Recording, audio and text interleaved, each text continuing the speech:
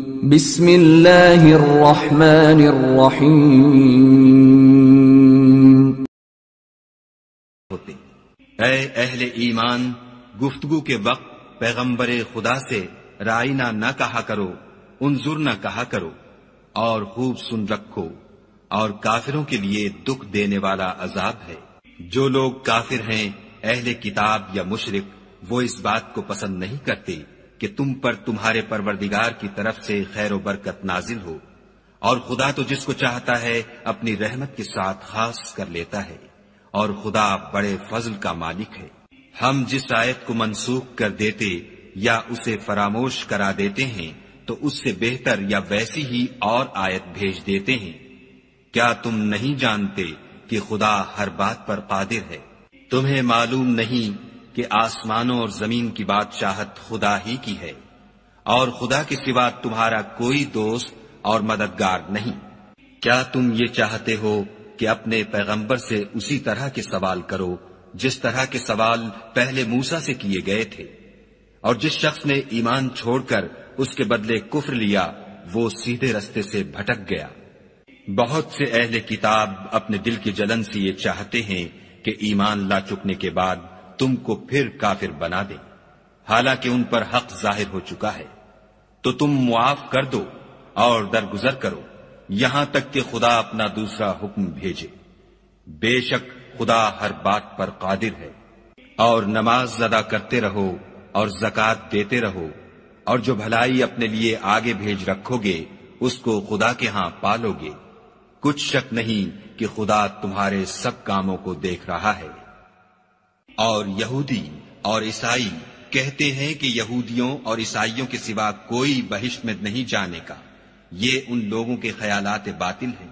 اے پیغمبر، ان سے کہہ دو کہ اگر سچے ہو تو دلیل پیش کرو.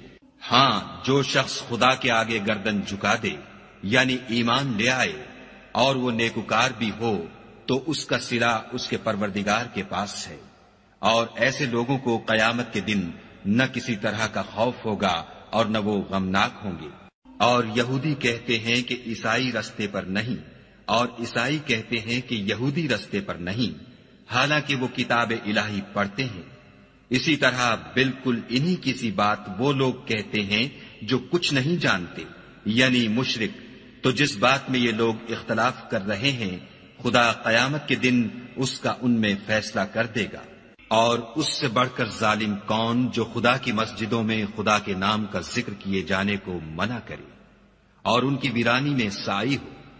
ان لوگوں کو کچھ حق نہیں کہ ان میں داخل ہو مگر ڈرتے ہوئے. ان کے لیے دنیا میں رسوائی ہے اور آخرت میں بڑا عذاب. اور مشرق اور مغرب سب خدا ہی کا ہے، تو جدھر تم رخ کرو ادھر خدا کی ذات ہے.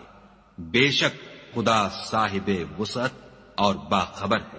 اور یہ لوگ اس بات کے قائل ہیں کہ خدا اولاد رکھتا ہے. نہیں، وہ پاک ہے، بلکہ جو کچھ آسمانوں اور زمین میں ہے سب اسی کا ہے، اور سب اس کے فرما بردار ہیں. وہی آسمانوں اور زمین کا پیدا کرنے والا ہے. جب کوئی کام کرنا چاہتا ہے تو اس کو ارشاد فرما دیتا ہے کہ ہو جا، تو وہ ہو جاتا ہے. اور جو لوگ کچھ نہیں جانتے، یعنی مشرک، وہ کہتے ہیں کہ خدا ہم سے کلام کیوں نہیں کرتا، یا ہمارے پاس کوئی نشانی کیوں نہیں آتی. اسی طرح جو لوگ ان سے پہلے تھے وہ بھی انہی کی سی باتیں کیا کرتے تھے.